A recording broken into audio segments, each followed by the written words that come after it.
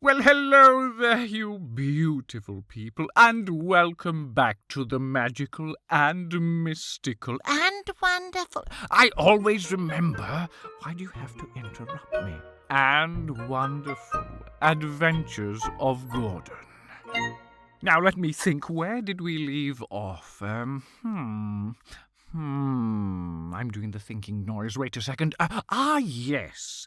The group had landed in London and were trying to hatch a plan to foil King Schwebbie's plan. That's a lot of planning, but anyway, on with the story. Chips turned off into a nearby park, sniffing trees and looking for a place to pee. The gang took stock of their resources and began formulating a plan. I have an idea that just might work. Go on. Well, I can shrink us all down and we can go through the sewers and use the pipework to get inside. My magical map will lead us to the private Prime Minister's bathroom. What a great idea, but how are we going to navigate and swim all that way? It's impossible. We'll drown. The group gave a big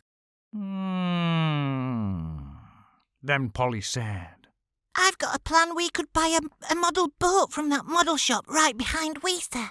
They all turned their heads, and sure enough, there was a model ship shop right behind Weether. Nodding their heads in agreement, they all turned and decided to go into the store to have a look for a seaworthy vessel. Browsing the shelves, there were hundreds of models of boats, planes, trains, automobiles, you name it. There was a model for almost everything. Gordon went over to the shopkeeper and asked for some much-needed advice.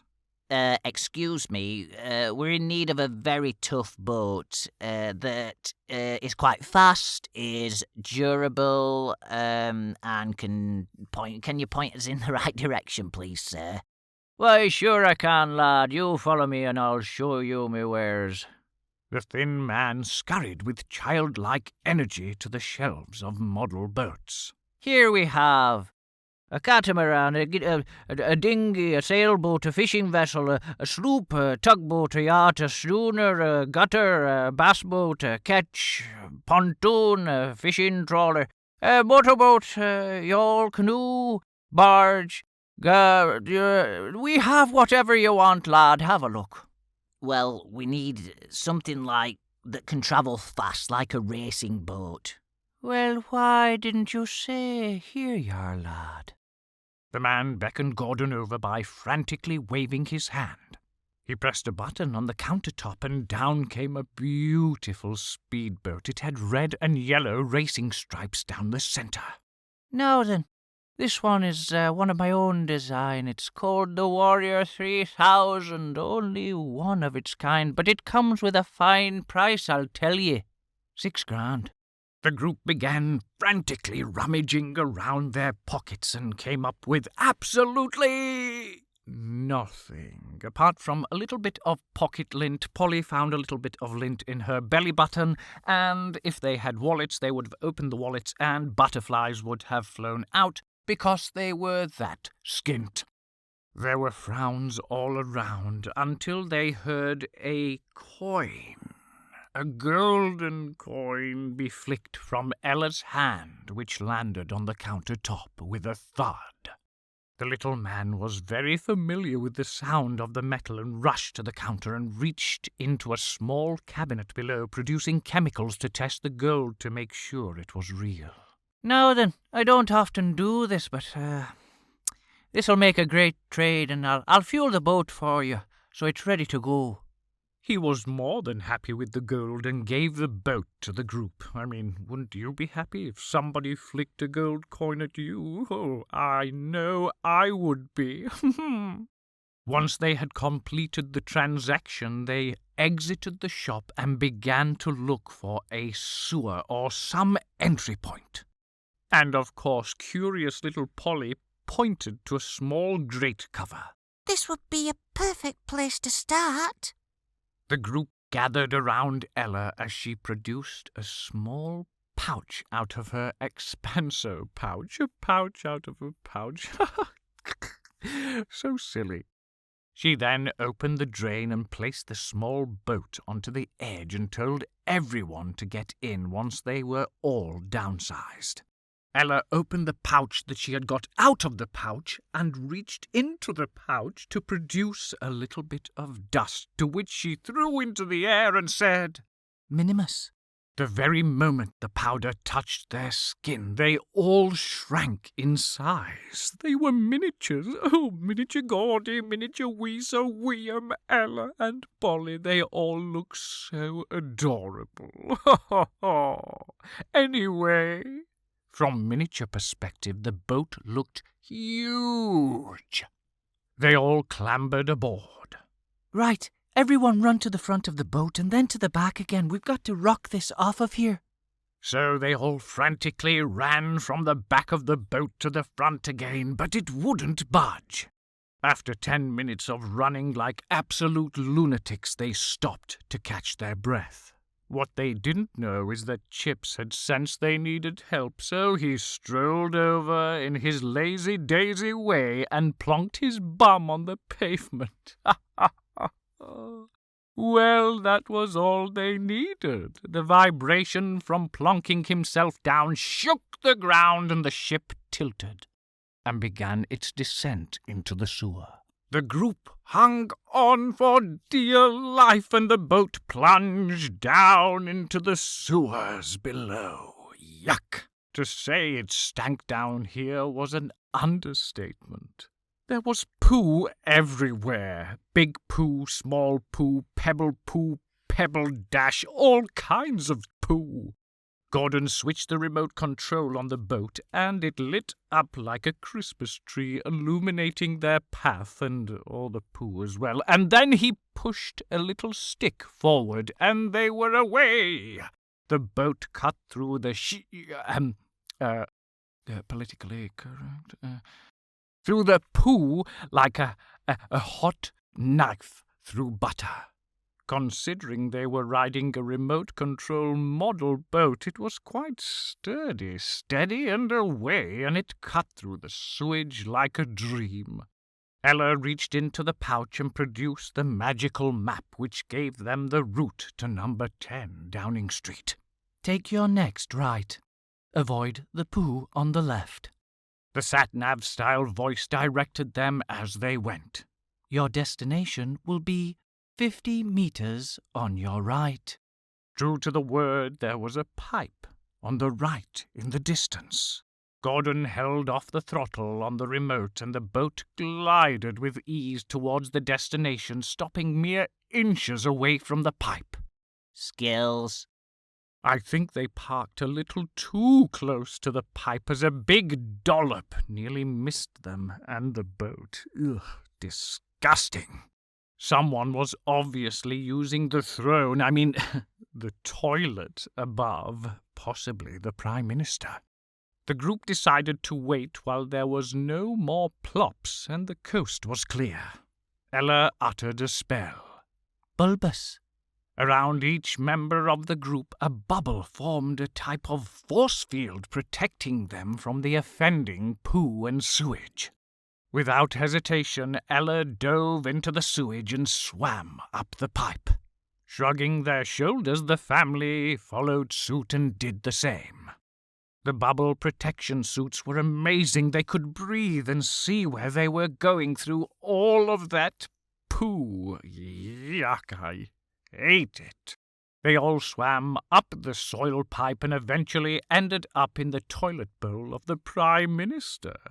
Ella uttered the word Maximus, and the group exploded out of the toilet bowl, becoming full-sized again.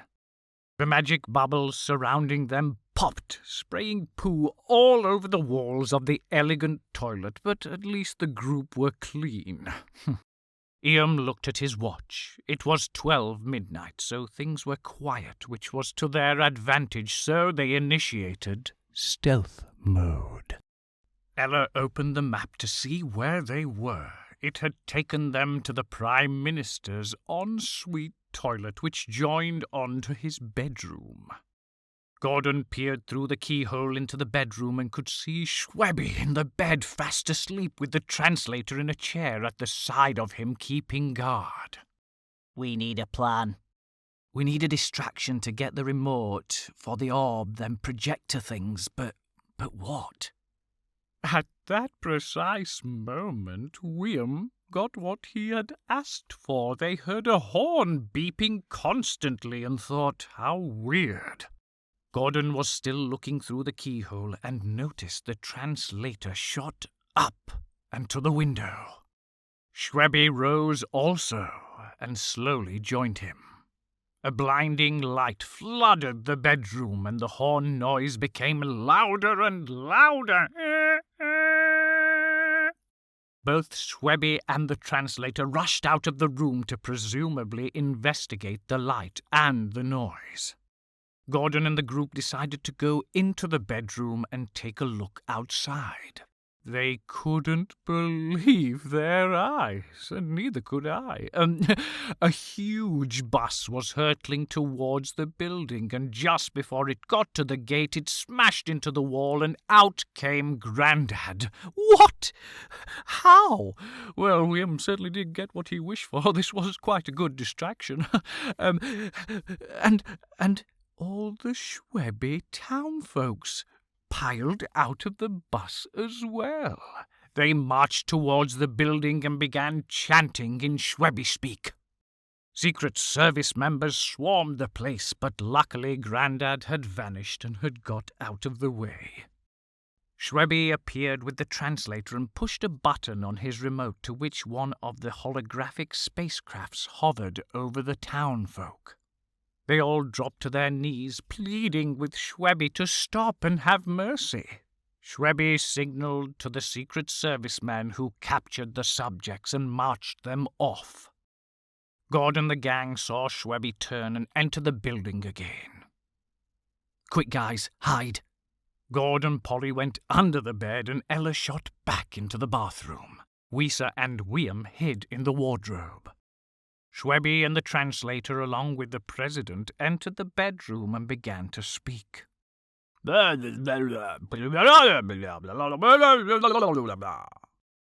Probably, yes, I agree, but don't worry, King. All is okay now, and you can rest easy knowing my Secret Service are here to protect you.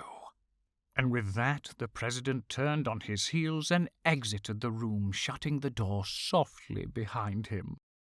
Schwebbie clambered back into the bed and the translator into the chair. After the commotion had settled, Ian took a chance and slowly opened the cupboard, peering into the room. Polly and Gordon looked like two mice waiting to run from out of under the bed, but they waited for instructions. Ian gave a hand signal, you know, like in the other part of the story. I'm doing it right now, but you can't see me. Look. I'm waving my hands frantically, and pointed at the translator, and then pointed at Gord, and made a grabbing motion with his hands. Gordon nodded, and Ian, with lightning-like speed and stealth of a cat, shot over to the translator, grabbing him and covering his mouth. Obviously the translator struggled, but Ian's grip was firm. Nodding to Gord to give the go-ahead, Gord snuck out from under the bed and peered onto the bedside table where the remote was and picked it up. They all then crept back into the bathroom, rejoining Ella. Right, we have the remote now. Now what? Well, first things first. Ian hit the translator over the head, knocking him out cold.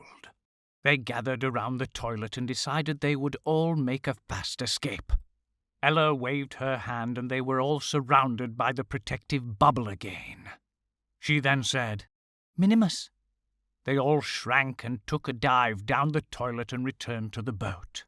Not taking a moment, Gord picked up the controller and sped them away. While they were cruising through the poo again, they decided to smash the remote to bits and throw it overboard. After this was done, Ella checked the map and headed to the park where Chips was. Deciding to leave the boat in the sewer, they waved the now poo-coloured model boat goodbye and clambered for the great cover above. It was one heck of a climb, them being so small and all, but eventually they made it to the surface. Fresh air at last. Ella waved her hands and said, Maximus. They all grew quickly to normal size, and the protective bubble popped, showering poo everywhere. Ella put her fingers into her mouth and made a screeching whistle. After a few seconds they felt the ground tremble. And sure enough, it was Chips who was doing a slow-motion Baywatch-type run. You should have seen him, his floppy chops flopping everywhere and drool showering the place. Oh, I do love that boy. Chips gave them slobbery kisses, and the group decided they better get going, so they mounted the magnificent boy and were on their way back to Nannan and Grandad's. The ride back was quiet as the sun began rising, making a picturesque landscape, suiting for a perfect ending, eh? You didn't really think that was it, did you? Nope. Afraid not, old chaps. King Schwebbie had one last trick up his sleeve. Back at Downing Street, King Schwebbie was furious. He was so mad they had taken his remote and began to ramble to the translator, who had a very large lump on his head.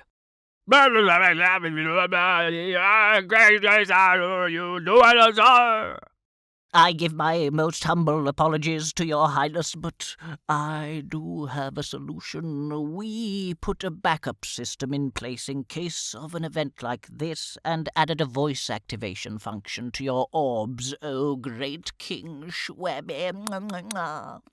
King Schwebbie smiled a sadistic smile and walked to the stairs which led to the rooftops. He began to speak his vile dribble.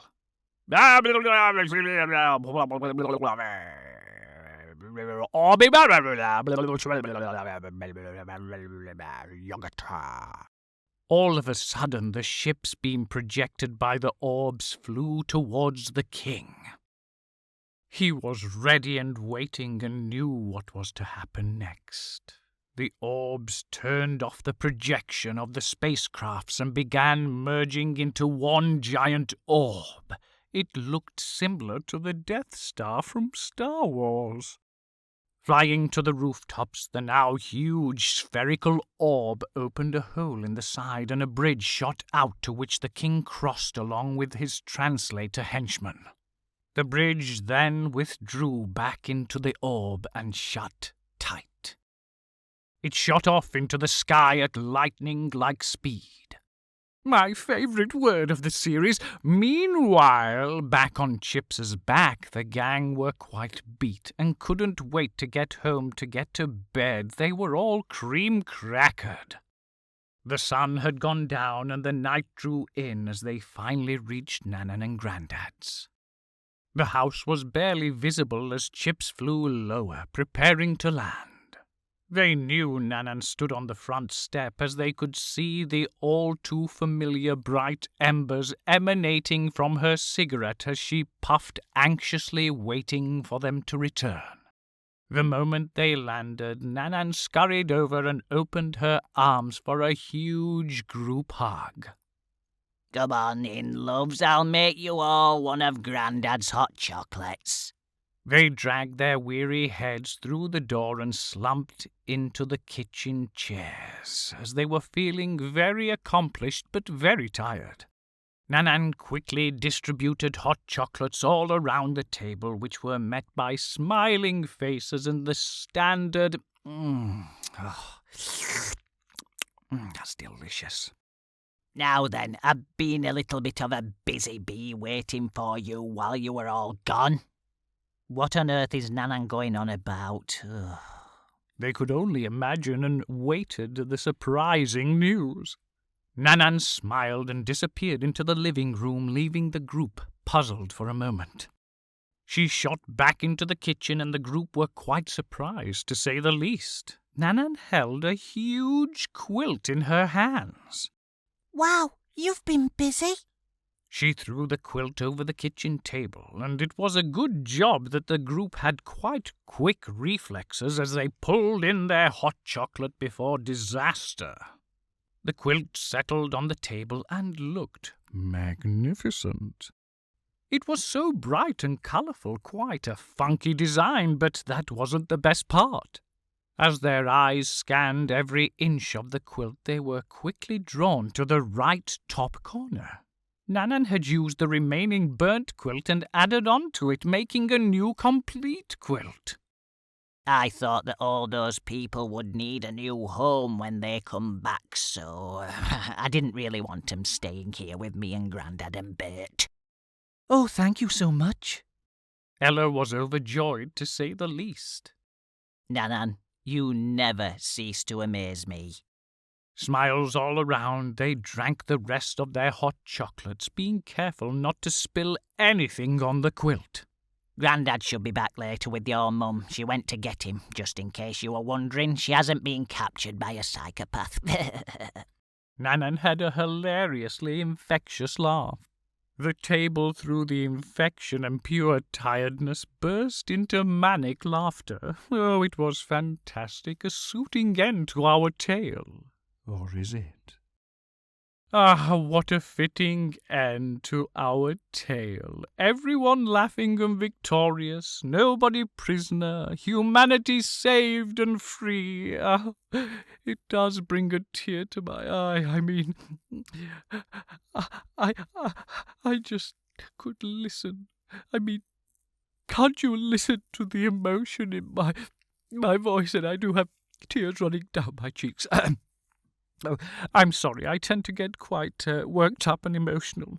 Let's leave it here, and I'll just say, was that the end to the magical and mystical, I've got this, and wonderful adventures of Gordon?